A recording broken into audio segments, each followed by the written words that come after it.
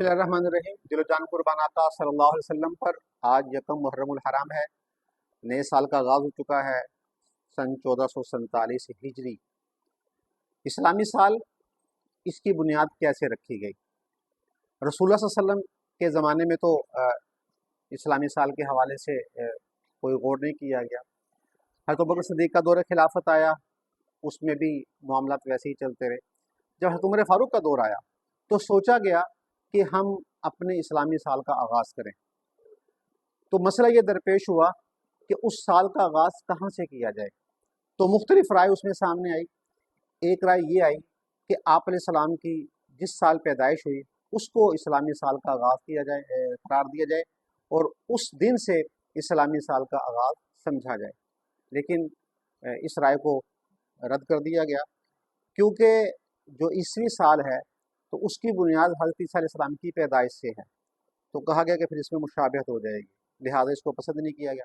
پھر ایک رائے یہ آئی کہ رسول اللہ صلی اللہ علیہ وسلم نے جس سال مکہ فتح کیا تو اسلامی حکومت عرب کے اندر مضبوط ہوئی اور بیت اللہ وہ شرک سے پاک ہوا، تو لہٰذا جس سال مکہ فتح ہوا اس سال سے اسلامی سال کا آغاز کیا جائے۔ لیکن اس رائے کو بھی پسند نہیں کیا گیا۔ ایک رائے غزوہ بدر کے حوالے سے آئی کہ یوم الفرقان تھا، وہ اللہ نے شاندار فتح دی مسلمانوں کو، اور اسلام کی شان و شوکت میں اضافہ ہوا، مسلمانوں کی قوت اور طاقت بڑھی، تو لہٰذا جس سال غزوہ بدر ہوا اس سال سے اسلامی سال کا آغاز کیا جائے۔ لیکن اس کو بھی پسند نہیں کیا گیا۔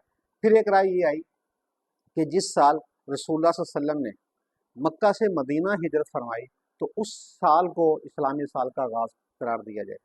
اور اس پر جو وضاحت کی گئی اور اس حوالے سے جو رائے پیش کی گئی وہ یہ تھی کہ ہجرت کا واقعہ ایک ایسا واقعہ ہے کہ اس سے اسلام کو قوت ملی، طاقت ملی اور ایک مرکز ملا، جس کے بعد اسلام بڑی تیزی سے پھیلا اور پوری دنیا میں اسلام کی طاقت اور شان و شوکت میں اضافہ بھی ہوا، اور اسلامی جو سلطنت تھی وہ بھی مضبوط ہوئی۔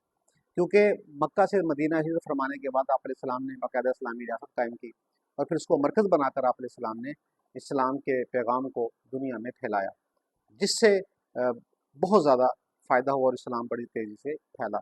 اس رائے کو پسند کیا گیا، حضرت عمر فاروق نے بھی اس رائے کو پسند کیا۔ بالآخر یہ جو ہجرت کا سال ہے اس کو اسلامی سال کا آغاز قرار دیا گیا۔ تو اب یہ سن 1447 ہے، تو اس سے مراد یہ ہے کہ آپ علیہ السلام کو مکہ سے مدینہ ہجرت فرمائے ہوئے 1447 سال ہو چکے ہیں، اور اس میں پہلا مہینہ یہ محرم کا قرار دیا گیا، تو لہٰذا اس مہینے سے نئے اسلامی سال کا آغاز ہوتا ہے، اور اسلامی سال کی جو بنیاد تھی وہ اس طرح رکھی گئی۔